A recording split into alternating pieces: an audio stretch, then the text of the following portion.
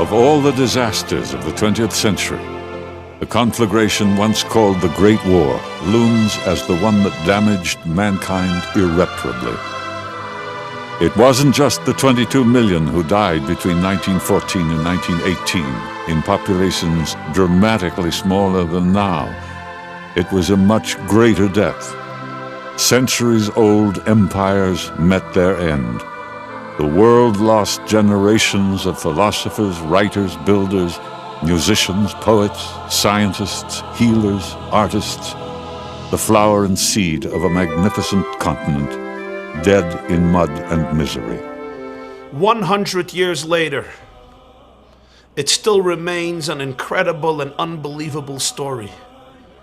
How the foolish and criminal actions of one 19-year-old youngster can transform the world. This is the story of World War I, known for many years as the Great War. And despite the fact that the Second World War surpassed it in terms of geographical scope, barbarism, the cost of Jewish and human life, nonetheless, the First World War irreversibly changed the world and the face of the Jewish people in Europe and in many other places, and served as the catalyst for the Second World War and the Holocaust. It's this story, which occurred exactly 1 century ago on the 9th day of Av, Tisha B'Av, of 1914, that we wish to relate today.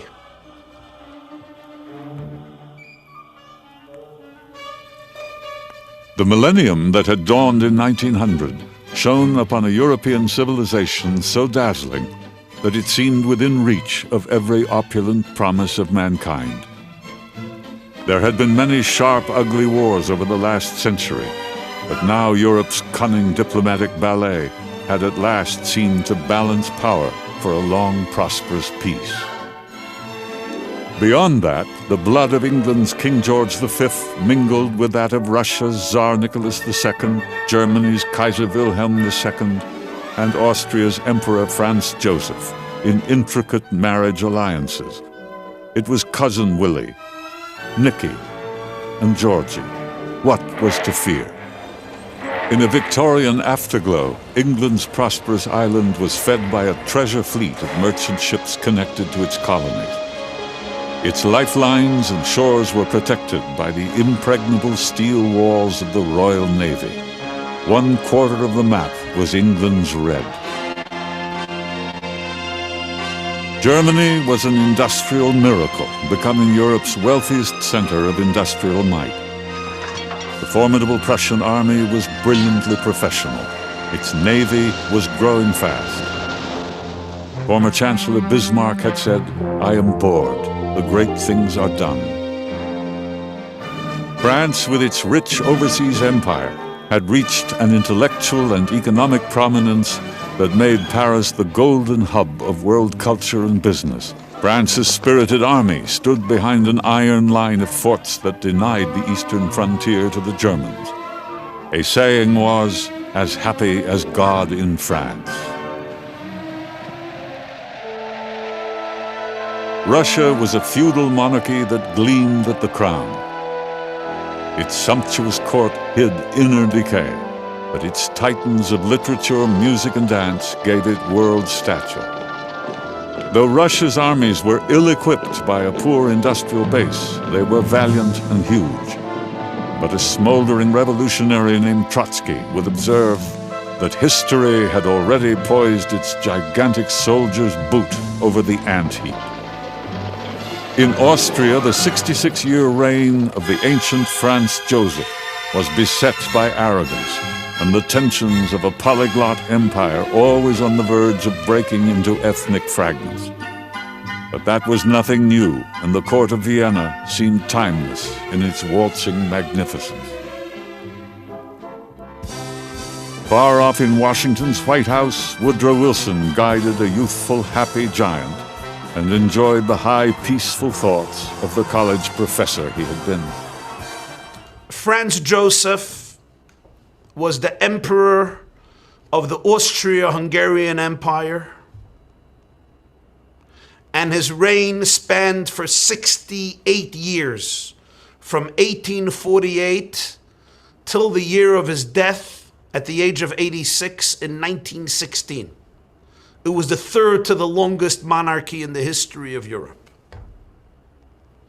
Austria-Hungary ruled over Bosnia, and there was tremendous tension between Austria-Hungary and the neighboring country of Serbia, which wanted to unite with Bosnia and unite with the Slavs in Bosnia. And then came the fateful day, Sunday, June 28th, 1914. The Archduke Ferdinand, who was a nephew of Franz Joseph, who, by the way, the Jews used to call Josele, Joseph, Josele. He was a nephew of Franz Joseph, and he was heir to the Austro-Hungarian Serbian nationalists who wanted a united Serbia, which included Bosnia, wanted to rid and liberate Bosnia from Austro-Hungarian rule. They decided to assassinate. One of the members threw a grenade on the passing motorcade, but it detonated after Ferdinand passed. It wounded others but spared him. Contrary to advice of close experts and advisors, he decided to go and pay a visit to those wounded by the grenade in the hospital. The chauffeur who was taking the Archduke and his wife around because of the change of plans did not know the exact way, and he got stuck in traffic right near a cafe where a man, a 19-year-old young Serbian nationalist who was a member of this group, the Black Hand, by the name of Gavrilo Princip, was sitting and eating a sandwich. This was a post-assassination attempt snack. And suddenly, this Gavrilo Princip sees right in front of him his target. He approaches Sophia and Ferdinand. He takes out his gun. He shoots Sophia in the abdomen. He shoots her husband, Ferdinand, in his neck. He's 39 at the time. An eyewitness recalls how he tells his wife, "Don't die for the children." They had 3 children. Within an hour, both of them have died. This happened on June 28th, 1914, or in the Hebrew date, the 4th day of Tammuz, Tofresh Ayin Dalet, 5674. What happens now defies belief and the human imagination. The Austrian government saw this naturally as an opportunity to crush Serbia, which it held responsible for the assassination in Bosnia, and annex it to the Austro-Hungarian Empire. So Austria sends an ultimatum to Serbia, an ultimatum that includes 13 conditions. If they don't fulfill it, this is an invitation to war. It was really an impossible ultimatum. The Serbs, who were Slavic, and now face the threat of conquest by Austria, appeal to Russia. Russia always saw itself as the protector of the Slavs, and Russia agrees to assist Serbia steering down the mouth of the Russian bear, as it was known. Austria asks Germany to join her cause and protect her against Serbia and Russia. The Kaiser, the Emperor of Germany, is Kaiser Wilhelm II. He has been waiting for such an opportunity, and he sends an ultimatum to Russia. Now, he is a cousin of the Russian Tsar Nicholas II. Kaiser Wilhelm II, the Kaiser of Germany, is a cousin of the Tsar of Russia, just like he is a cousin of the King of Britain, King George. They're all cousins, which is what makes this far more unbelievable. Kaiser Wilhelm has Napoleonic complexes. He wants to be the most dominant force in Europe. Britain, with its powerful empire and tremendous navy, is not allowing Germany to expand. So Kaiser Wilhelm has been building and constructing a navy that would be able to compete and surpass the English navy. So Germany sends a message to Russia that it will defend Austria. Russia sends messengers to its ally France, asking it to uphold its treaty of mutual support. France complies and mobilizes its army against Germany and the Austro-Hungarian Empire. France wants revenge for the 1870 war where Germany defeated it and annexed parts of France. Germany sends an ultimatum to France demanding that it demobilize. France now turns to England and asks England to uphold its treaty with them. The English comply and mobilize their army. Austria, who was threatening with war, would not go to war without Germany. It needed to be backed by Germany because of the threat coming from Russia, who would protect Serbia. Therefore, Germany could have diffused the mounting crisis in Austria. It could have relaxed the Austrians. It could have advised Austria not to go to war against Serbia. But essentially, Germany gave Austria what we would call a blank check. Intoxicated by his own speeches, Kaiser Wilhelm assured the soldiers they would be home from war before the leaves fall from the trees. The Kaiser and his generals wanted to extend German power in Europe, and though the Kaiser had last-minute doubts, he succumbed to the advice of his generals. On the balcony of his palace in Berlin, he addressed the huge crowd, declaring these words, "I raise the sword that has been forced into my hand." And the crowds cheered. They were enthusiastic. In Germany, there was the delusional imagination that this would be the victory of victories and it would be swift. A German historian wrote that when he went to war, he couldn't help, but as he heard the sounds of the guns, it was a sound of music to him. The recklessness and lack of judgments of individuals still remains mysterious. Walter Rothenau was a German Jew, an assimilated German Jew, who would later be a disaster. He famously said that 200 elderly men who knew one another controlled the fate of Europe and the entire world. Fascinating. There are memoirs written by Hasidim of the 5th Lubavitcher Rebbe, Rabbi Shalom Dov Ber Schneerson, who lived far away at this point. He lived in Russia, in a little town called Lubavitch, at the border of Belarus. And some of his disciples asked him about the war. Everybody thought it's going to be a short war. It'll be over in a few weeks, tops a few months. Lubavitcher Rebbe said,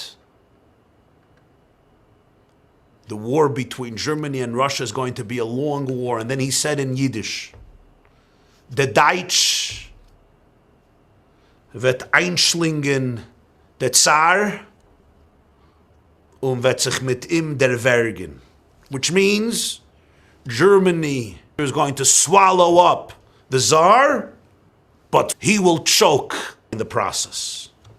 He was right. Both of these great empires, the Russian Empire and the German Empire, were destroyed in this war. Another two empires too, the Ottoman Empire and the Austro-Hungarian Empire.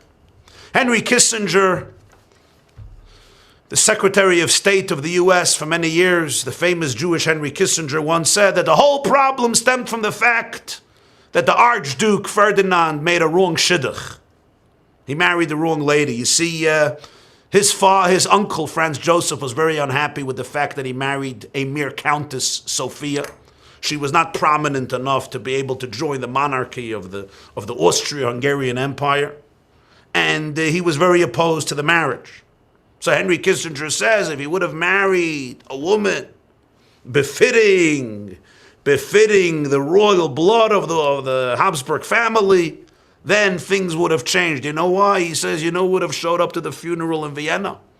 Tsar Nicholas would have showed up to the funeral. The King of England would have showed up to the funeral, and having Kaiser Wilhelm, together with the King of Britain, together with the Tsar of Russia, together at the funeral, would have avoided the war. This is what a bad shidduch can achieve. 1 month after the assassination of Archduke Ferdinand, which was really the match, it was the match that triggered everything. 1 month after his assassination, on July 28th, 1914, on the 5th day of Av, Tov Reish Ayin Dalet, 5674, the first shots were fired from Austria onto Serbia. Russia, as it promised to Serbia, mobilizes its troops. When Germany sees that Russia mobilized its troops to fight Austria, on August 1st, 1914, Germany declares war against Russia. In the Jewish calendar, August 1, 1914 was Shabbos, and it was Tisha B'Av. It was the 9th day of the Hebrew month of Av, when we commemorate the great destructions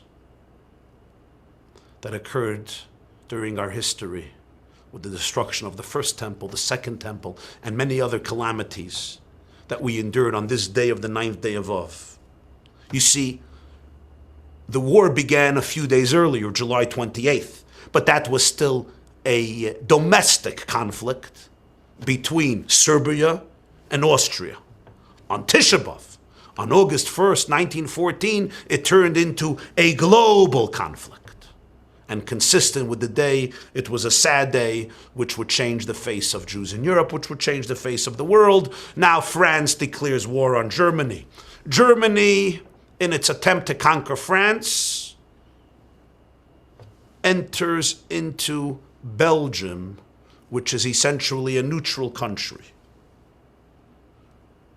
So now Britain declares war on Germany. So you have the Central Powers and you have the Allies. The Central Powers were Austria-Hungary and Germany versus the Allies, Russia, England, and France. As the war drags on, Italy, Japan, and the United States join the Allies. The Ottoman Empire, Turkey, and Bulgaria join the Central Powers. As we recall, everybody thought it's going to be a short conflict. Nobody speculated that the war will continue for more than 4 years, with victims that humanity has never seen. Humanity has never seen so many dead and so many wounded, approximately 20 million casualties as a result of the war. Because the tremendous developments in technology and science over the last few decades, which were perceived as such a blessing for humanity, were now all employed in the mass murder of scores of troops and civilians in this great war, the First World War 1 century ago. The global conflict, as mentioned, broke out on August 1st, 1914, which happened to be Shabbos.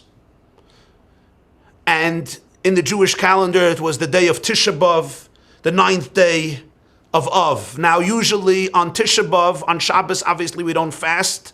We fast a day later on Sunday. But on the day of Tisha B'Av, we customarily don't learn Torah. That year, and this is fascinating, the Lubavitcher Rebbe, the fifth Lubavitcher Rebbe, the Rebbe Rashab, Rabbi Shalom Ber Schneerson, the fifth leader in the Chabad dynasty, who was born in 1860, Tov Reish Chaf Aleph, 1860, and passed away 1920. That Shabbos, August 1, 1914, he said a maimer. He said a Hasidic discourse. And it opens up with the famous verse, Tzion b'mishpat tipade v'shaveh v'tzdaka. Zion shall be liberated through justice and study, and its captives shall be liberated through tzedakah, through charity. Now in 1912, in 1912, Tov Reish Ayin Beis, the fifth Lubavitcher Rebbe began a discourse, it began communicating a series of Hasidic discourses, known as Hemshech Ayin Beis, the series of 72, because it begins in the year 1912, which is 5672, and it's a series that continued for 4 years, till in middle of the First World War, and it's considered the most profound series in the literature of Chabad Hasidic philosophy. It's an incredible series, hundreds of discourses, more than 200 discourses. And it goes on for 4 years. And this Shabbos, Tisha B'Av, 1914, he recites one of the discourses in the series. However, the topic is not directly connected to the issues discussed previously and subsequently. So the day the World War broke out, this great spiritual master gave over a Hasidic discourse. 50 years later, the same day, Tisha B'Av again fell out on Shabbos. This was 1964, the 50th anniversary of the first day of the First World War. The seventh Lubavitcher Rebbe, Rabbi Menachem Mendel Schneerson, also gave over a Hasidic discourse on Shabbos Tisha B'Av 64, and all of it was based, it was an explanation of the discourse given over 50 years earlier by the Rebbe Rashab in 1914. The Rebbe edited this discourse and published it for Tisha B'Av 1991, which also fell out on Shabbos, and was actually the last Tisha B'Av that the Rebbe spoke, because the following year he had a stroke. The discourse, the Rebbe said in 1914, is very, very deep, extremely profound. It discusses the interplay between those two components that define existence, known as Oir and Keli, the energy and the container of the energy. But there's one point I want to share with you at the moment. All the worlds, the whole cosmos, all of the universes are based on this interplay, on this marriage between Oir and Keli, between energy and vessel, between energy and structure.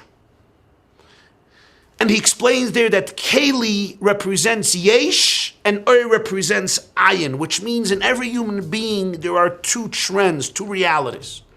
There is the assertion of one's existence, the fact that I exist and I want my existence to have a structure. And then there is within the person the yearning, the aspiration to something that's beyond yourself, the yearning to something transcendental. On one hand, our identity is based on the affirmation of my ego and my identity, and on the other hand, within our identity, there is a yearning to transcend our identity, to go back to our source, to gravitate to our source. And the entire discourse focuses on the truth of that yearning, the necessity of that yearning, the depth of that yearning, in one way or another way, discussing various levels of the human need and the human aspiration for what he calls for bittul, for aligning yourself with your source, for going outside of your own structured, arrogant ego. What is so fascinating about this is because in the last few years, they published a diary that was written by the sixth Lubavitcher Rebbe, the son of the Rebbe Rashab, Rabbi Yosef Yitzchok Schneerson, who would succeed him in 1920 after the passing of his father, a diary of his conversations with his father during the outbreak of the First World War in August 1914. And the son writes how my father during mealtime is extremely interested in all the developments of the war, and he wants to hear what the newspapers say, and anybody that comes visiting me asks them about all of the news of the war. And the Rebbe, Rabbi Yosef Yitzchak, the sixth Chabad Rebbe, the Rebbe Rayatz, writes about his father. He says that his father cannot tolerate Kaiser Wilhelm and the Germans. His father, the fifth Lubavitcher Rebbe, quoted then a verse in Isaiah about the emperor of Babylonia, Nebuchadnezzar, who destroyed the first temple. Nebuchadnezzar says, Elel b'moseyav adam el'elyon. I'm going to go up and live on top of the clouds. I compare myself to the Supreme One, to God. This verse captures the uninhibited arrogance of the great Babylonian emperor Nebuchadnezzar. And the Lubavitcher Rebbe applied this verse to Kaiser Wilhelm II. He felt that the Kaiser contained this tremendous sense of arrogance that was unmitigated by any sense of humility and true sensitivity to that which is above, to morality, to justice. He compared him to Napoleon. He told his son, when he heard about the atrocities that the Germans were committing in Belgium, he said he's astounded. He thought that these stories could only happen hundreds of years ago among tribes who were primitive and illiterate and uneducated and underdeveloped. But how can Germany be involved in such acts? And then he said maybe Russia is inventing these stories simply to sow hatred towards the German. He was also astounded, he told his son, by the fact that Germany is fighting on so many fronts, on the east and on the west, and fighting with so many countries. It's fighting with France and with Belgium and with Britain and with Russia. Ultimately, it would fight with America. And the Lubavitcher Rebbe was astounded by the audaciousness, by the chutzpah of Germany to be engaged in this. He interpreted his name Wilhelm, and he said that Wilhelm is, in Yiddish, it's a combination of two words, Wilhelm. He wants concealment. He wants darkness. He craves darkness. And he compares him to Napoleon. Napoleon, it's interesting because the same terms that his great-great-grandfather, the founder of Chabad, Rabbi Shneur Zalman of Liadi, used for the Emperor of France, Napoleon, who declared war on Russia in 1812. 100 years before the First World War. And the same concepts and terms his great-great-grandson was applying to the Kaiser in Germany. What's fascinating is that both of these people suffered tremendously under the Tsar. The Tsars of the Romanov family were bitter anti-Semites. The persecution and the suffering of Jews under the Russian Tsar was horrendous. And the Chabad Rebbes themselves personally suffered terribly under the Tsar. And as leaders of their communities and great leaders of Russian Jewry, they fought and they traveled and they petitioned and they dedicated their lives to try to alleviate Russian Jewry of the agonizing burden of the Tsar. But nonetheless, the Alter Rebbe had a tremendous opposition to Napoleon. He wanted the Tsar to triumph over France. And the Rebbe Rashab similar had a terribly negative feeling towards Germany and the Kaiser. He felt it wasn't just anti-Semitism that comes from primitiveness and from beastliness. It comes from a sophisticated arrogance that lacks humility, that lacks sensitivity. It's people who want to compete with God and want to become God. It's fascinating. On Shmini Atzeres, 4 years later, 1919, the sixth Lubavitcher Rebbe would tell the following story, and it's printed. He says, I once traveled with my father, the fifth Lubavitcher Rebbe, to Berlin. This must have been 1907 or 1908. My father asked his assistant, Rabbi Avram Garelik, to go outside and find out was Herzogepes Nayes, what's news in Berlin. Listen to the Kaiser. Now the Kaiser has become the Kaiser of Germany in 1888. So at this point he was already 20 years an emperor in Germany. This was around 1908. And he would be the emperor till 1918. He would rule Germany for 30 years. My father, the Lubavitcher Rebbe, goes with his son, the sixth Lubavitcher Rebbe, the fifth and the sixth Rebbe, Reb Shalom Ber, Rabbi Yosef Yitzchak, to go listen to the Kaiser. And Rabbi Yosef Yitzchak Schneerson relates, and he says, we came, there were large crowds, and the Kaiser showed up, and his face was white like a sheet. He was very pale. Near him stood the crown prince. I noticed that the Kaiser noticed my father, the Lubavitcher Rebbe, and he gave him a very sharp look. And then a few moments later, he bent down to the crown prince and he whispered something in his ears, and the crown prince smiled. A little while later, police came over to the Lubavitcher Rebbe and his son, and they instructed them to leave. The previous Lubavitcher Rebbe, the sixth Lubavitcher Rebbe, didn't make much of the story. But some 10 years later, almost 10 years later, when the First World War broke out, his father, the Lubavitcher Rebbe, tells him, do you remember we were in Berlin when Kaiser Wilhelm addressed the masses? Do you remember how white his face was? I want to tell you that already then, in his mind, he had all of the plans for this great war. One more fascinating story. On Simchas Torah in 1915, the Rebbe Rashab, the fifth Chabad Rebbe, Fabrengt, he held a Hasidic gathering all night.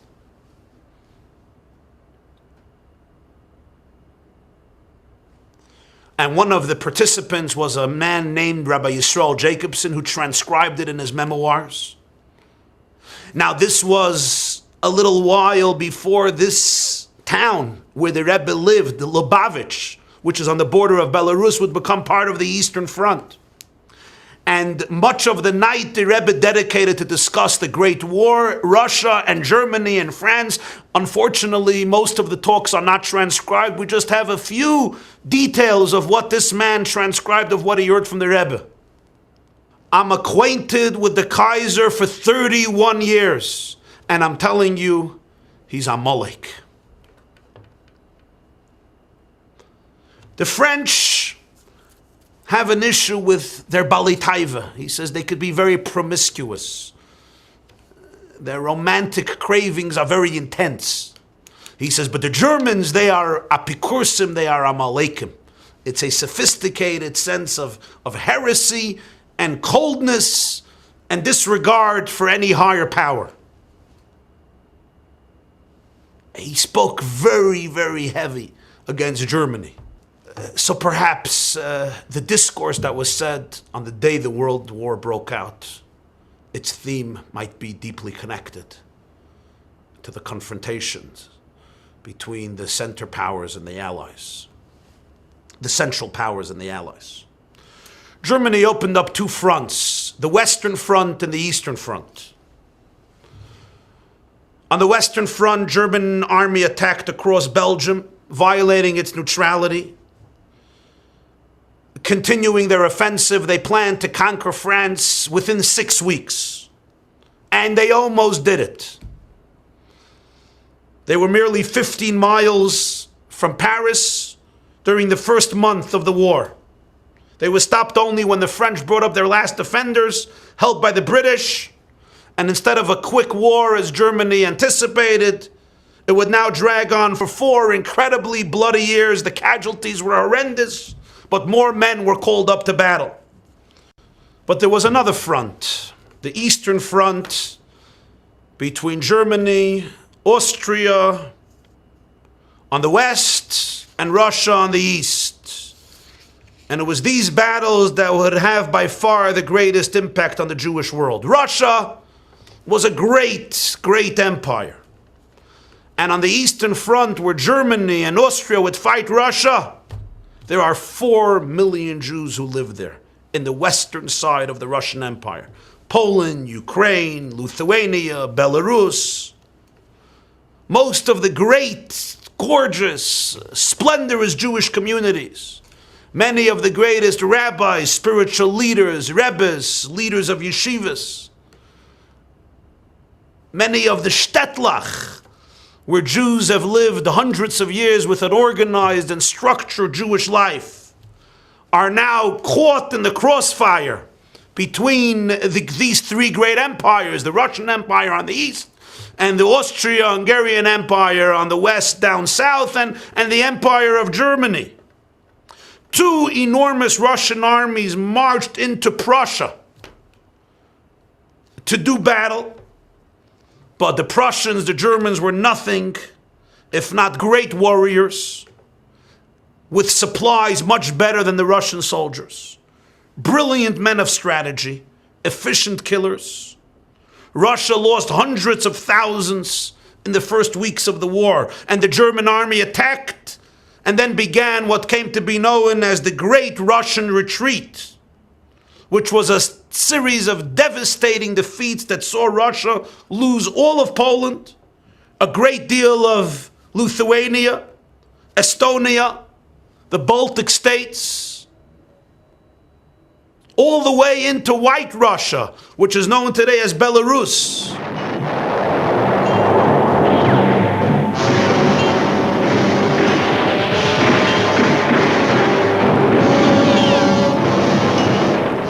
World War I may be hell in the West. It is pure hell 10 times over for the Russians. For them, no glamour, no airplanes. Divisions without artillery. Companies without rifles. Rifles without bullets. The Russian casualties from typhus alone exceed the total casualties of the Germans. At the front, defeat, disorganization, and lonely death. Any other country would have lost the war, but Russia doesn't lose wars. Russia doesn't get defeated. Russia just retreats. It doesn't lose. And as the Russian army retreats, they give the Jewish communities in their pathway 24-hour notice that they must leave. You see, the Russians, the Cossacks, suspect that the Jews are supporting Germany, that many of the Jews are German spies. They have been helping Germany in defeating the Russians, especially that the Jews spoke Yiddish, which was very similar to German. So the Jews became the scapegoats, and the heavy hatred of the Russians to the Jewish people emerged then in its full ferociousness, despite the fact that 600,000 Jews served in the Russian war. They served as troops, as soldiers in the Russian war. And approximately 250,000 of them were killed defending Russia. It didn't help. 600,000 Jews became refugees. Eastern Poland, Western Russia, Lithuania, and they all had to flee inland Russia. And from these 600,000, 200,000 never returned. They were killed or they died. The Russians killed many Jews. And these were civilian Jews in addition to those who died in the army. Hundreds of Hasidic courts, yeshivas, communities, families uprooted. Chabad itself, the center of Chabad for many years has been the city of Lubavitch, which is at the border of Belarus. And the Lubavitcher Rebbe, the 5th Lubavitcher Rebbe who was living there right after the holidays of 1915, fled. There were 2 reasons. First of all, the Russians were taking Jewish leaders as hostages, accusing them of helping the Germans and spying for the Germany against Russia, and the Rebbe was afraid of being taken hostage. But in his case, as much as he suffered from the Tsar, as mentioned, he loathed the Kaiser and the German sense of arrogance, and he didn't want to be under Germany. And he left to a city called Rostov, southeast of Russia on the Dan River. That's where he remained till his passing 5 years later in 1920 at the age of 59, after which he was succeeded by his son, the sixth Lubavitcher, Rabbi Yosef Yitzchak Schneers. The Jewish infrastructure in Eastern Europe, socially, economically, culturally, religiously, was almost completely destroyed by the war. Communities fell overnight. Wealthy people were given over to poverty in hours. So the generation that grows up after the First World War would grow up in a new world, lacking much of the powerful infrastructure of the Jewish communities and the Jewish shtetl. One Jew, a young bar mitzvah boy at the time, speaking some 70 years later to a large crowd in Brooklyn, New York, recalled his memories of so many Jewish refugees flooding his town in the east of Ukraine. Zwischen den Sichreines sehe ich da, was in der Onyx von der ersten Milchoma der damals gewesen in Russland, Bechal gewesen vernommen in Cheder. Aber danach gewesen gewusst, was tut sich in Huisen gewesen, nicht als verkocht, indem sich nicht nachgefragt wird. So, aber gewesen in Jahren jetzt in einer Klau, was man gemusst bemerken, ist damals in der Onyx von der ersten Milchoma, ist damals gewesen ein Gselis am Malchus, als die Medina ist von, und der Pfarr darf man sehen, als sie sollen wegfahren in die Tiefen nicht von Russland. Weiter von der Gewuli, wo auf dem Grenze gewesen Pelen und Liter und ist echt ein größer Teil und gefahren in die Erde, was gewesen ein größer jüdischer Jeschuh, zwischen sie echt in der Stadt, wo wir haben gelebt. Wir sind angekommen, ein größer Machne, wie man das damals gerufen, Bejensis, wie es ruft sich hieß, der Refugees, und als wir sind angekommen mit einem Mol, ein größere Kamus und Echet Beechos, die Roshim, Rabbonim, und Melamdim, Shochtim, Anhigim, die Rosh Kile, Bechulu, und ich gewähne eine große Zehrer in Zen, sie einordnen, Behegdem, Hachi, Efsheri, und Betachlis, Hashlemus, wie das kann sein. Was Lefierach hat Mispar von den Jiden, von der Stadt, ist es gewähne am Aveda Gdela, am Asokovid, der Mispar von den Gelin, was einer hinzu angekommen. Hat gleich gemacht verschiedene Wadien. Akidei auf Margin sein, der Ezra Becholam ist stark lohem, und damals ist gewähnt Bereich von der Wadien, ist gewähnt der Mama, die wird was ante der Jorzer. Und damals gesehen hat Dwart Peller, als sie kämen und gesehen der Ingen von Hisaskus, bemeres Achi Godel, und sei bei Jem und sei bei Lailo, hat gedikach, als viele, als Sokei gewähnt nicht in Huis, nur in Cheder, wie kann jetzt über sie, und das auf sehr viel gewähnt Beilit, als Nechka geworden, bechol Meshach Yemei Achai. Gleich mit der Scheile Amuro, was nennt man der von der Reis bei der Gehle Meise Bepeil. Bis wann es am Echabsach hat der Heroi Gora neben Ufike. A jeder von ihnen und jeder von uns betech Klal Israel ist Golino Marzeno. Wir sind jeder von uns, oder mit Anrufen das Refugee, oder Abejenes, aber beloschen Akedisch ist das Golino Marzeno.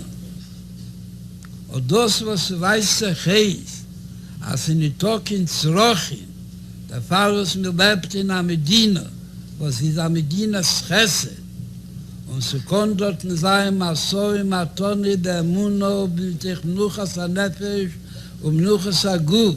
Weiß sich heißt, aber hat nicht kein Zrochin, und das beweist, a Fifu, misdorstig und a viel miszome, ad kedi kach, am is gar nicht margisch, dem Rov Zimoin, dem emsen Rov Zimoin zu Jüdischkeit. Was afal pi was bezer Hashem, is do meisdes und mit jeder Basich, die Injoni von Shiure Teiro, wie Hider bekiem Amitzis v'chulu, das kommt aber nicht zu Gile Alikus, so es kommt nicht zu Avone Beteiro und Hider bekiem Mitzvissel, wie soll sein Kemitzvah Saritzinecho, wie der Mittel Rebbe Meirich, wie das sie gewähnt, bis manche bis am Migdash Oya Kaya. Muss doch zugewähnt, zu Cheshek Hagolus, weiß der Ches am Elen Teira B'Igir, Shalei, und mit Mekai Mitzvah Behidir Shalei, und das ist der Tachlis Ashleimus, zu welcher konnte gerechen. Wissen aber wissen, was verloren, Rachman el-Islam. Verloren den Gilu Elikus, was Nigel alleine Bossa, bis manche Beis Hamikdash, Hoya Kaya. Ad kedikach haben wir das gesehen, Beine Bossa, Asora Nisim Nasser Lavisenu, bei Beis Hamikdash, wo das Eichet Kelen, a Teil von sie, was sie gewähnen in ganz Yerushalayim. Wo das hat sie gesehen, Beine Bossa. Und dann noch Bishasser sagt es, Semach David Abdecho, Beheres Atzmiach, sagt das mit den ganzen Sturen, worin viel, das, was gewähnt, dem, oder demult schreit in dem, Chosch das hat viele Belachert. Nicht nur der Fall, was sehr am Keweh gewähnt, der Anshe Knesses Agdele, in viele Schmeine Esrei, nur fiel dem Zehrer, wo sie fällt. Und was fällt ihm, also sein Beheres als mir, worin es wird kommen mit der Rege Frie, die Gula Hamitis war schlimmer, wird sein mit der Rege Farden, der Benigle Qued Hawaii, Rokol Bosser Yardov, Kipi Hawaii Dive. There's a sad historical irony here. Most Jews who were in villages captured by the Germans or the Austrian army felt themselves privileged because the Germans and the Austrians then behaved to the Jews much more gracefully than the Russians. My late father shared with me that when he was a child, he still remembers the debate among Jews when they heard that the Germans during the Second World War were advancing into Russia. Should they flee from the Germans or not? And many of the elderly Jews said, no. My father told me there was somebody who said, I remember during the First World War when the Germans came, they gave candies, they gave sweet nash to the Jewish children. It was impossible for many Jews to comprehend that the Germany advancing in the Second World War, would be a different German and behave in a very different way. If all of this was not enough to change the face of the Jewish world, something else occurs that would not only alter our people, it would also alter all of civilization. The war in the East had reached a bloody stalemate. Neither side could win. It was constant slaughter. And as the stalemate deepened in 1916, the Russians began to blame the Tsar, Nicholas II. There was a limit to how many times you could blame the Jew for all your problems. And they created a revolution in February 1917, which topples the Tsar. But this revolution did not create a communist Bolshevik government.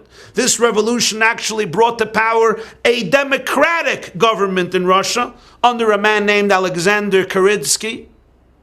And people were thrilled. Jews were overjoyed. Democracy in Russia, freedom in Russia.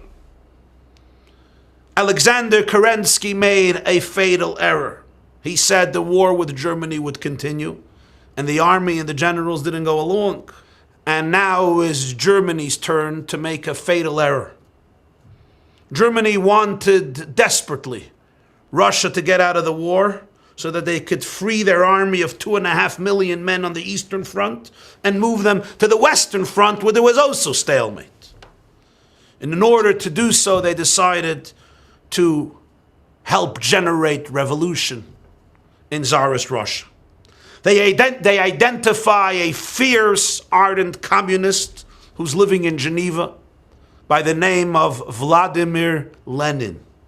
They transport him via a SEAL train to St. Petersburg in Russia, where he meets up with other revolutionaries, and they create a revolution. Lenin seized the opportunity and helped with his Bolshevik colleagues, especially a man named Leon Trotsky. Leon Trotsky was not born Leon Trotsky, he was born Leib Bronstein, or Lev Bronstein.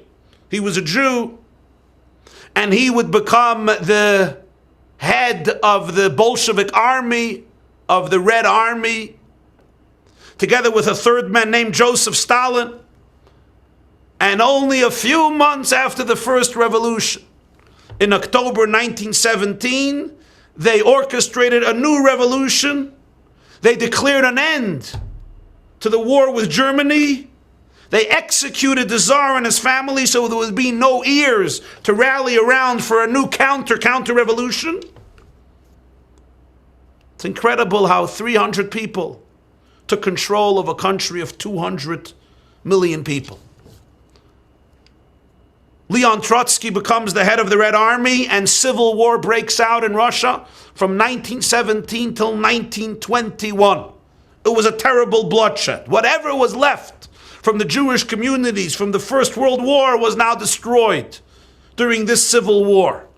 More than 100,000 Jews were slain in the pogroms, in these wars between the Reds, the Bolsheviks, and the Whites. Those were the anti-Bolsheviks. The Whites accused the Jews of being the leaders of the Bolsheviks. They were the communists, they were the Marxists, they were the socialists, they were destroying Russia. And many Jews were slaughtered, approximately 100,000. Some put the number at 250,000. They were killed in these anti-Bolshevik campaigns conducted by Russians, Poles, Ukrainians. In 1921, the communists won. The Reds won, and the Whites were driven out. Lenin began to rebuild Russia in the image of a Marxist, socialist, Leninized country. And many Jews were radicalized in the process. They became Marxists. They felt that you need a new way out. Judaism would not do it.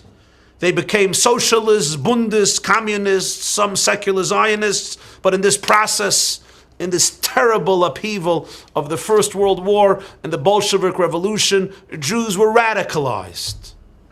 After the First World War, probably 55%, if not more, of East European Jewry would be secular.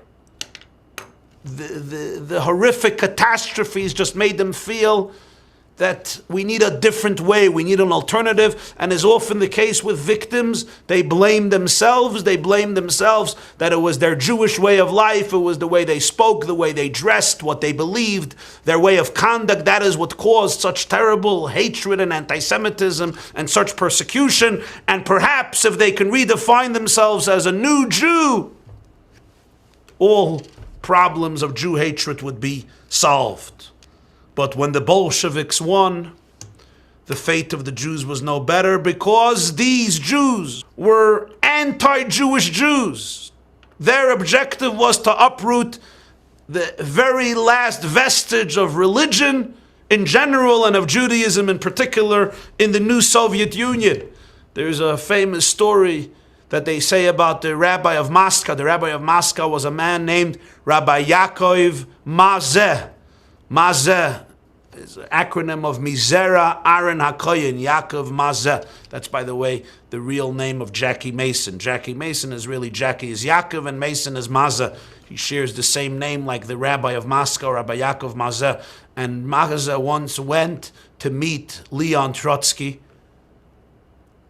to discuss a decree against the Jewish people, and he appealed to him. You know, you're a Jew, and take care of your people. He was the head of the Red Army, Trotsky. He was ruthless, he was brilliant, he was an extraordinary orator, but he completely distanced himself from the Jewish people, and Rabbi Mazeh pleaded to him. And Leon Trotsky looked at him and he said, I'm not Jewish, I have no connection to the Jewish people. I'm a communist. And legend has it that Rabbi Yaakov Mazeh looked at him and he says, you see, that's the problem, he said. The Trotskys make all the tsaras, but the Bronsteins are blamed. His name was Leibele Bronstein. So he says the Trotskys create all the problems, but the Bronsteins are blamed. In other words, ultimately, they don't see you as a Trotsky, they see you as a Bronstein. And these words were prophetic because ultimately Stalin would identify Trotsky as the greatest enemy of the communist regime. Trotsky is a Jew who wants to bring down the regime, and Stalin would have him axed to death in August 1940 in Mexico. I know some grandchildren of Leon Trotsky who are very proud Jews. There's a Jew living in the land of Israel. He has a long beard, he has payas, he's a very observant Jew. He lives in the Yeshuvim, in the settlements of Israel. And he has a zeal in his eyes. He's a grandchild of Trotsky. And I know another very proud Jew, granddaughter of Trotsky in Pittsburgh. But Trotsky was axed to death in 1940. But at this point, Lenin and Trotsky and Stalin recreate a new country. Lenin and Trotsky were ruthless. Red Army units and the secret police agency set up by Lenin, known as the Cheka, had no compunction about using the most ruthless methods to deal with monarchists and other anti-communist groups. Tsar Nicholas II, his wife, and 5 children were executed by order of Lenin.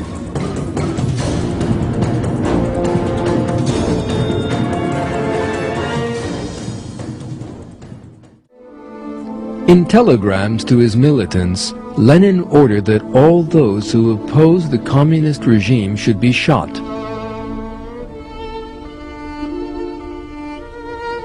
The Bolsheviks arrested tens of thousands of people for the crime of opposing the regime.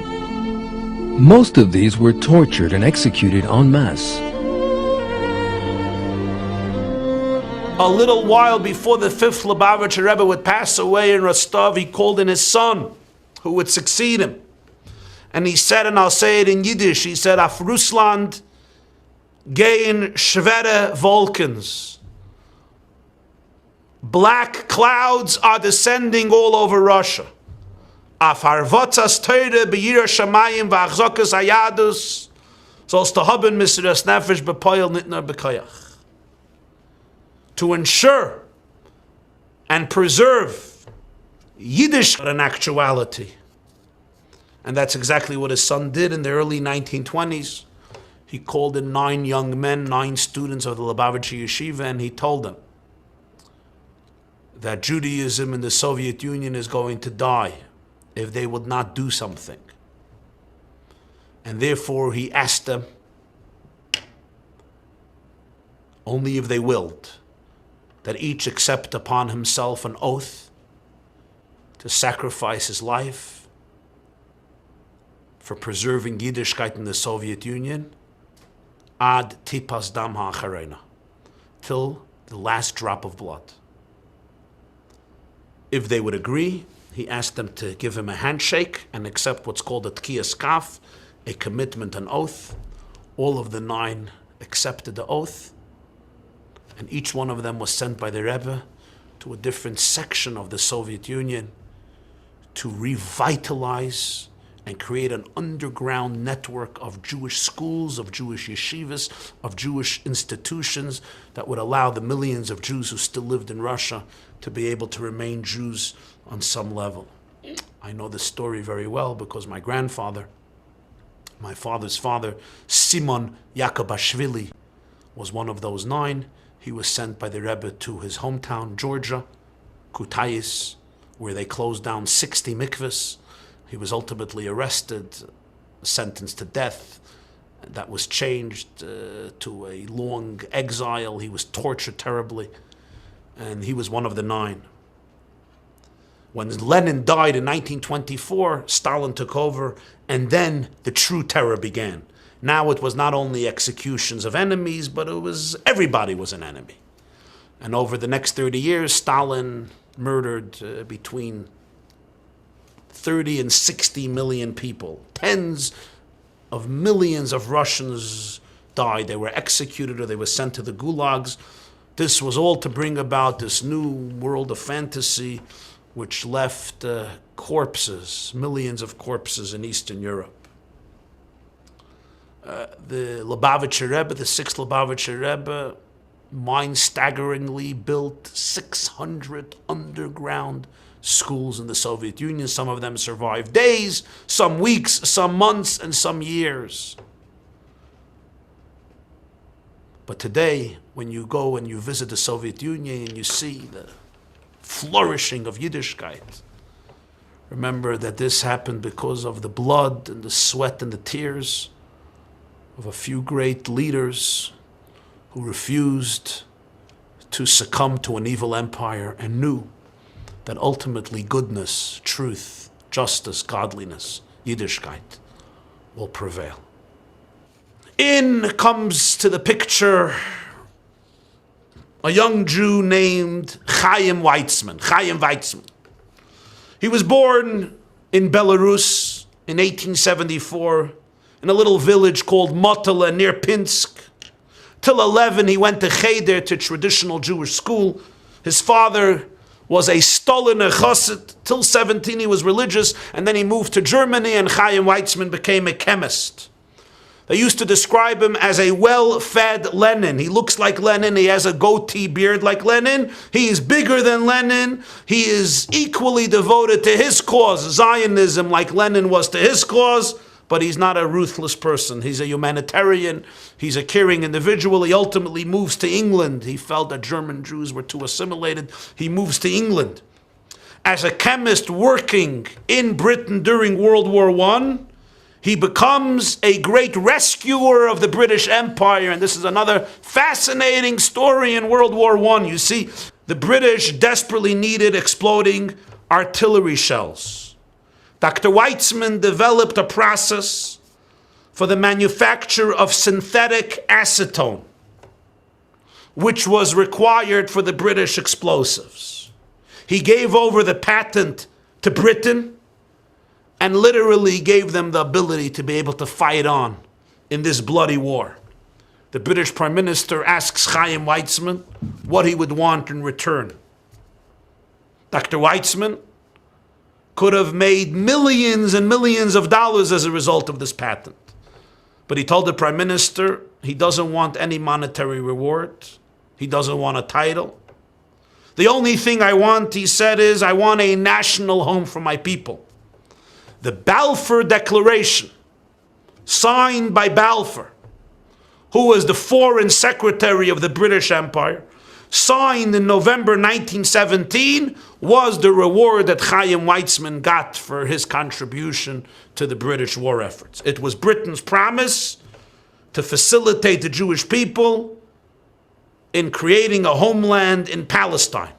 And it gave the Zionist movement that was created by Theodor Herzl in 1897, but wasn't very successful. It gave them a new lease on life, because ultimately the British would get Palestine from the Turks. Because you see, the Ottoman Empire declared war on Russia too. It joined Germany in declaring war on Russia, its old enemy. Britain, which was fighting Germany, was now fighting Turkey as well. And ultimately, the Ottoman Empire would be destroyed in this war, and British would get a mandate over Eretz Yisrael, over Palestine, and the Balfour Declaration was considered a great achievement for so many Jews. The guns fell silent on the 11th hour of the 11th day of the 11th month. 11 a.m., November 11 in 1918, or 7 Kislev, 5679, the war ended. The Allies won. By the end of the war, 4 major imperial powers, the German Empire, the Russian Empire, the Austro-Hungarian Empire, and the Ottoman Empires, ceased to exist. The Ottoman Empire and the Austro-Hungarian Empire were completely obliterated, and the German Empire and the Russian Empire were completely recreated. The maps of Europe and Southwest Asia were redrawn, with several independent nations restored or created. 10 million troops died in the war, 20 million troops were wounded, close to 10 million civilians were dead. The Jewish world was in ruins. Besides the Jews who died in war, there were many, many Jewish civilians who died, some 200,000. Hundreds of thousands were exiled. A major exodus of the Jews to the United States occurred following the World War till 1924. The gates of the US were open. Another group moved to Poland, an independent Lithuania, Latvia, other countries. And they rebuilt. The Polish Hasidic courts rebuilt their courts. The Lithuanian yeshivas were reestablished. But more than half of the communities became secularized, as mentioned. But the Jews began rebuilding their lives, their communities from almost complete destruction during the Great War. In 1918, as Germany was being defeated with the help of the United States of America, who joined the Allies in 1917, the German Kaiser Wilhelm was forced to resign. He didn't want to. He wanted to remain as the Kaiser and bring back the troops from the Western Front into Germany, but the generals warned him that when the army comes back to Germany, they cannot guarantee that the soldiers will not hurt and kill him, because they blamed him for the endless deaths and violence that they have been brought into during the last 4 years. So he was forced to abdicate, and he went into exile into the Netherlands. The Dutch refused to extricate him to stand trial, and he died in 1941. He always maintained the hope that he would return back to Germany as the Kaiser, but Hitler made it very clear to him that that will not happen, and he died in 1941. He's buried in Holland. A nation that fought during 4.5 years against the whole world will always in the end come out top. Kaiser Bill speaking from exile.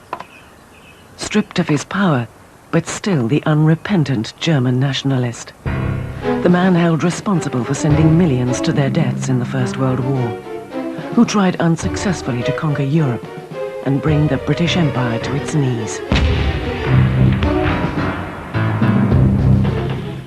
At the Versailles Conference in 1919 in Paris, they found Germany guilty of the war. They punished Germany badly. They demanded enormous reparations, and vanquished and humiliated, many Germans consoled themselves with the stab in the back myth, counting the Jews among the chief traitors, claiming that there were people among Germany who caused Germany to lose the war.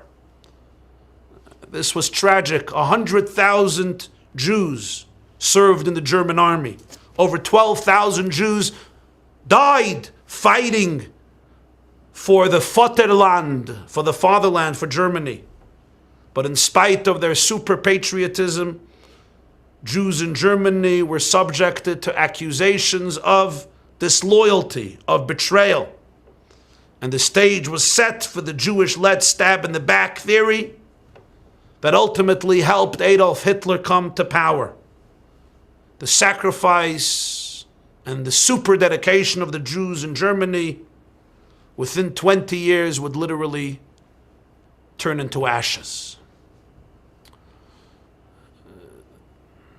The conditions of Germany in the post-World War I were such that they allowed a nobody like Hitler to seize power and ultimately usher in the Second World War and the Holocaust, which would completely decimate European Jewry. And only 20 years after the end of the First World War.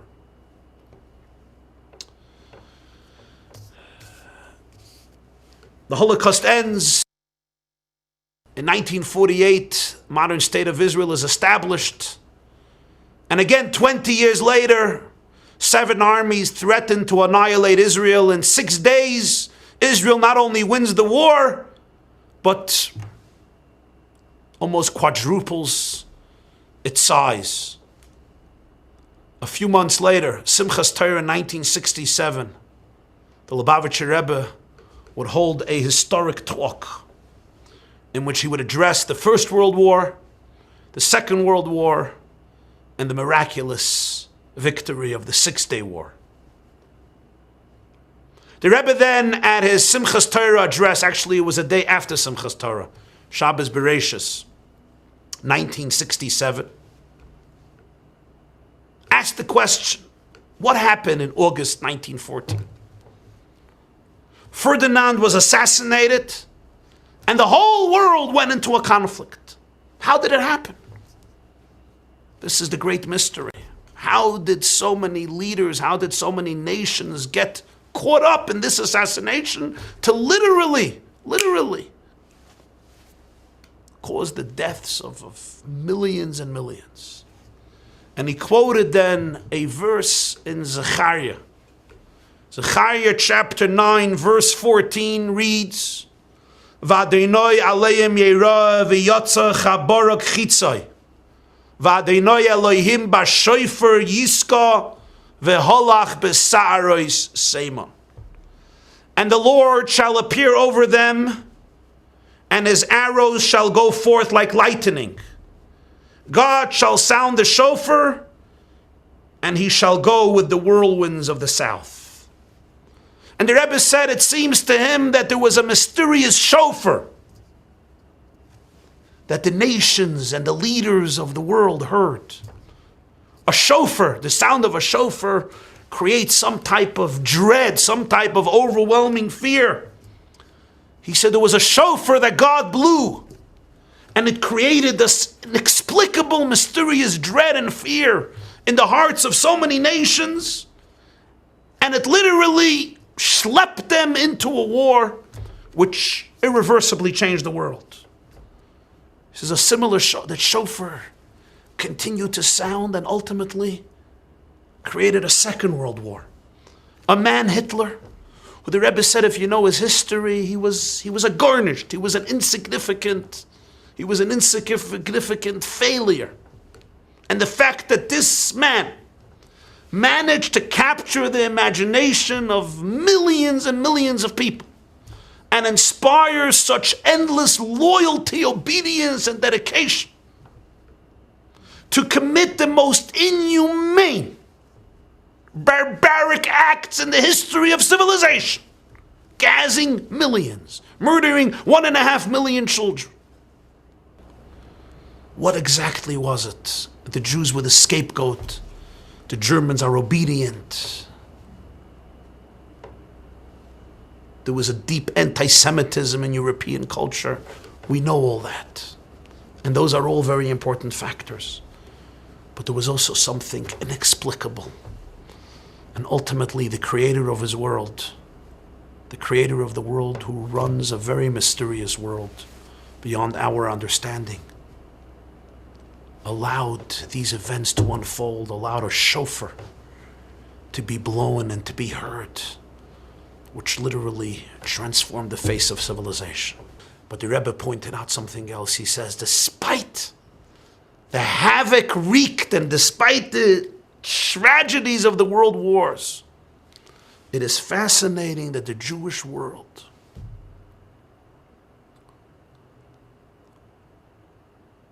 was not shaken to its core until the Six-Day War. He says something happened before the Six-Day War that shook the Jewish world to its core. The prospects of another Auschwitz, this time in the land of Israel in 1967, when the Arab armies pledged that they would throw the Jews into the sea, and there would be another Auschwitz and the 3 million Jews living in Israel would be obliterated, somehow took the Jews out of their comfort zone, not only to pray or send a check, but many felt Jewish in a way that they have never felt before. They were ready to sacrifice everything and travel to Israel to assist the IDF. What happened then? For this, the Rebbe quoted another verse in Isaiah. V'hoya b'yoymahu yitaka b'shofer gadol, uvo ha'ovdim be'eretz Ashur v'anidochim be'eretz Mitzrayim, v'yishtachavu la'Hashem b'har HaKodesh b'Yerushalayim. It shall come to pass on that day a great shofar shall be sounded, and those lost in the land of Assyria and those exiled in the land of Egypt shall come. And they shall prostrate themselves before God on the holy mountain in Jerusalem. In the previous verse in Zechariah it says, God will blow a shofar. In this verse in Isaiah it says, a great shofar will be blown. There's a shofar and there's a great shofar. The shofar can blow and some people can remain apathetic. But when the great shofar blows, everybody is moved. And he said in 1967, a great shofar was blown. And Jews were moved. It created a renaissance. It created a transformation in the consciousness of American Jewry, of Israeli Jewry, and of Jewry around the world. In many ways, it was the beginning of a new tshuva movement, a return back to our faith, our heritage, our culture, our history, our Torah. And he said, the verse says there are Jews who are lost in Ashur and Assyria and exiled in Egypt. Ashur, Assyria comes from the word Osher, which means comfort, fortune. Mitzrayim, Egypt, comes from the word Meitzer, which means restrictions. He says there are two types of Jews who lose their Jewish identity. Those who are stuck, you could say, in Siberia, and those who are stuck in suburbia. There is the challenge of prosperity, and there's the challenge of poverty and persecution. There are Jews who lose their Jewish identity because of the tsaras, because of the persecution, because of the agony. Those are the Jews of Mitzrayim. And then there are Jews who lose focus of what it means to be a Jew because of the opportunity, because of the freedom, because of the prosperity, because of the liberty. Because you don't have to be Jewish, because nobody's pointing their finger at you to be a Jew, because you can do whatever you want. You're free to become an international Jew, a universalist. You don't even have to identify as a Jew. There's no pressure. And in that reality, it's easy for you to lose sight of who you are and where you come from and what your own truth really is. But when the great shofar is sounded, all Jews suddenly, they feel who they really are. And they know what really counts. And they identify where their real loyalty is. And they know that they are not disconnected from the land of Israel. It is their land, it is their homeland, its fate is their fate. They are connected to a chain, of a golden chain that lasts 4,000 years that they don't want to detach themselves from. Because they are the children of God, chosen to lead the world to a consciousness of redemption, to a consciousness of unity, of kindness, of goodness. And he said, this shofar was heard in 1967, and what we're waiting for, the Rebbe said then, is V'yishtachavu la'Hashem b'har HaKodesh b'Yerushalayim. Not just to be aroused emotionally, feeling our connection to the Jewish people and to the land of Israel, but to take this sense of inspiration and use it to prostrate ourselves to Hashem. V'yishtachavu la'Hashem, to go to the holy mountain in Jerusalem, which means to recommit ourselves to learn the Torah and to celebrate the mitzvahs, to live fully as Jews 24 hours a day, 7 days a week, to breathe Yiddishkeit, to internalize Yiddishkeit, to celebrate Yiddishkeit, to bequeath it to our children and loved ones, that our life should become a ishtachavu l'Hashem, an intimate relationship with Almighty God and His Torah.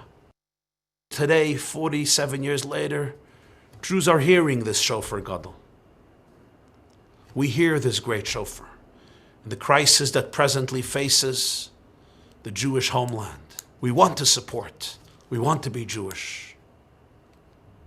It's very hard today to be delusional about the fact that Israel is a unique country and the Jewish people are a unique and distinct people. And our salvation lay not in escaping our destiny and fate as God's people, but as embracing it with pride and dignity. And this will help us create a v'ishtachavu l'Hashem, to bow down to God, and very speedily in our days witness the ultimate global redemption when we will all bow down to Hashem in the holy mountain in Jerusalem. May it be speedily in our days now. Thank you.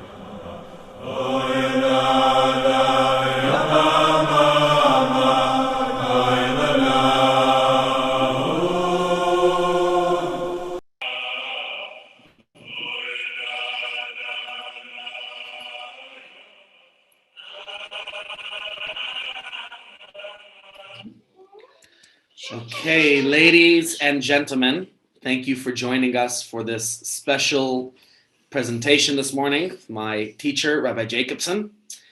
And now what I would like to do with you is, as we reach the conclusion of the morning part of Tisha B'Av, because right now we're sitting on low stools as it's still the morning in the double sense of the word morning, M-O-U-R-I-G, as well as morning. It's still the morning time.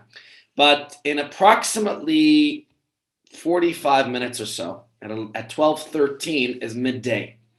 And at midday, you could get up, and it's sort of the severity of our morning is diminished, it's lessened, and there's more you could do then. Throughout the day, there's books of Kinot. I actually have multiple books here of Kinot that I keep with me. I have here Art Scroll edition, and we have the Koran edition, and we have multiple editions here. There's plenty of reading one could do throughout the day. And here we go. No shortage of reading, and with the internet, there's plenty to do as well. But there's lots of Kinot to read. I confess, I didn't read it all today. But I believe at your leisure, at your speed, you can do this. You can do so. But the final Kinot that we read is called Eli Tzion, and it is a significant one that I want to share with you here. And we could do it together. It's sung in a traditional tune, and I'll do that with you.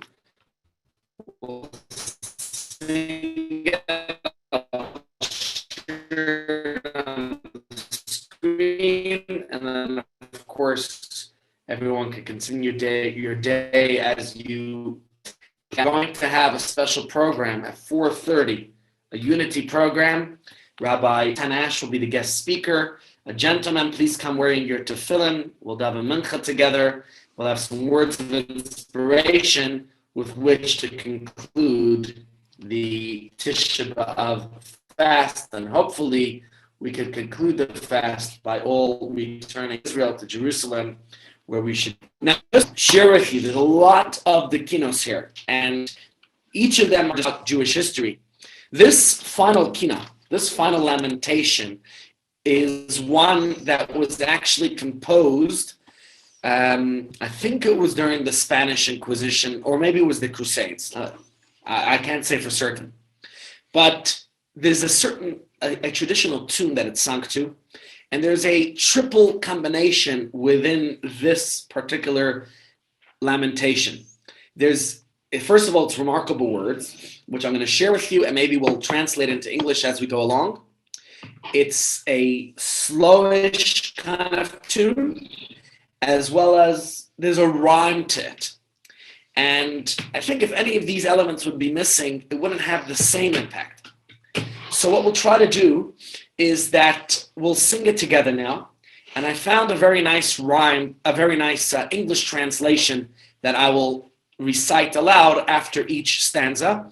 And after that, of course, you're welcome to do as you see fit until 4:30. We will see you right back here on the screen.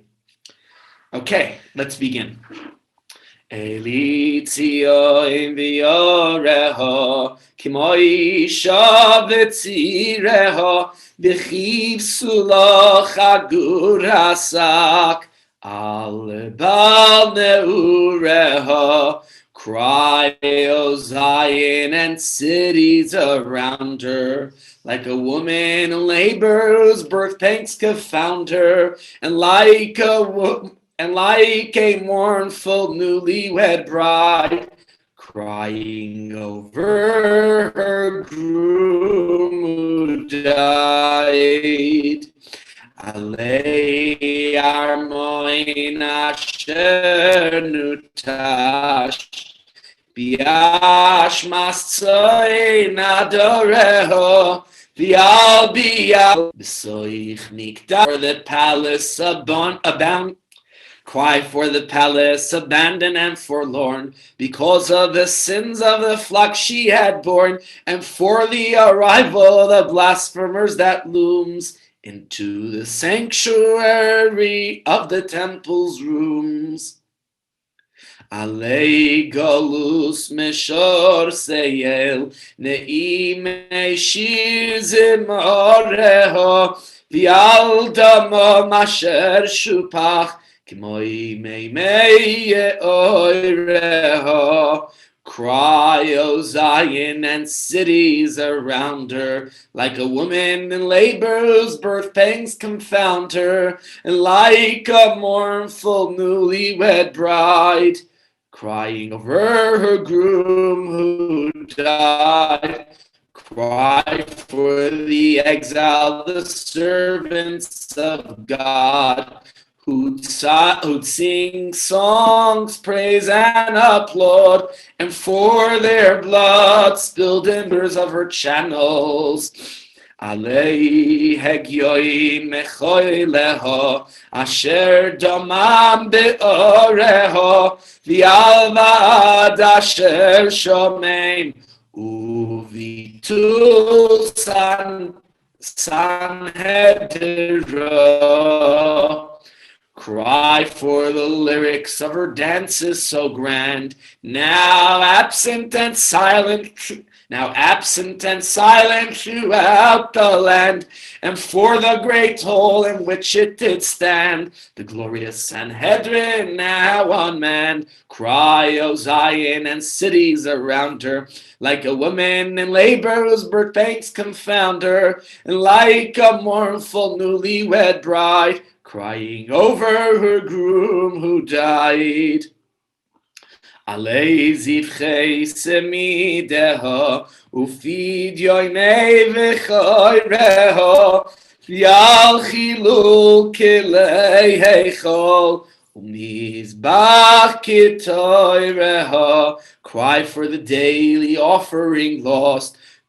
Cry for the daily offering lost to the nation, and for the Pidyon Bechor's negation, and for vessels' desecration, for the incense altar's salvation.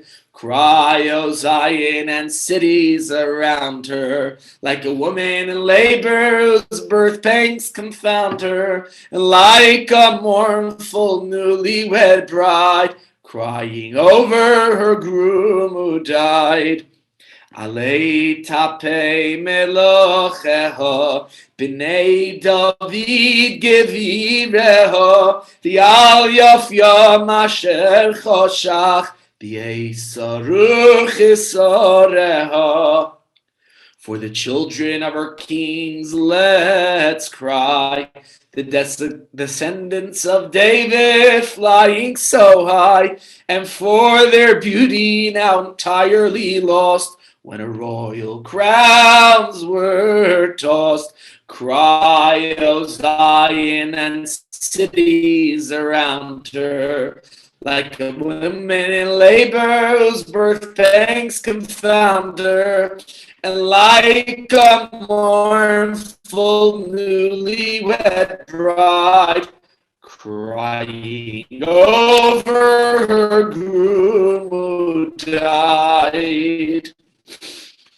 Alei chavoid asher golo b'yeis chayah aloi chetz Hashem sakim chagoireho. Cry for the divine honor now in exile at the destruction of temples erstwhile, and for the persecutor who did scorn as she dons her garments torn. Cry, O Zion, and cities around her, like a woman in labor whose birth pangs confound her, and like a mournful Nurmu died. Alei machatz beroiv makois asher hukun ezireho v'ami putz elei sela oilo leho oreho.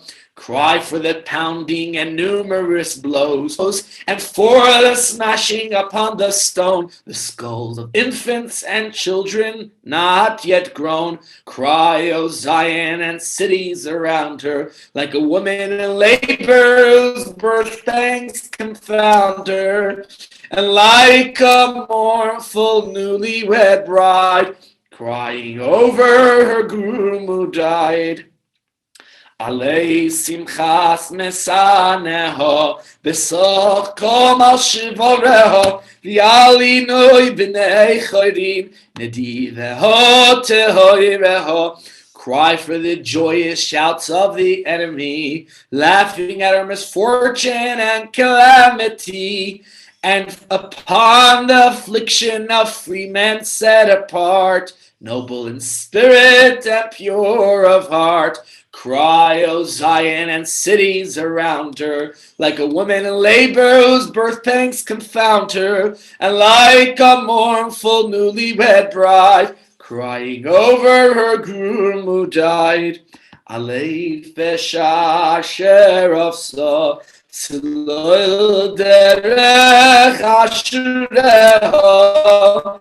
V'al tzivois keholeho Shizufeho shechoireho.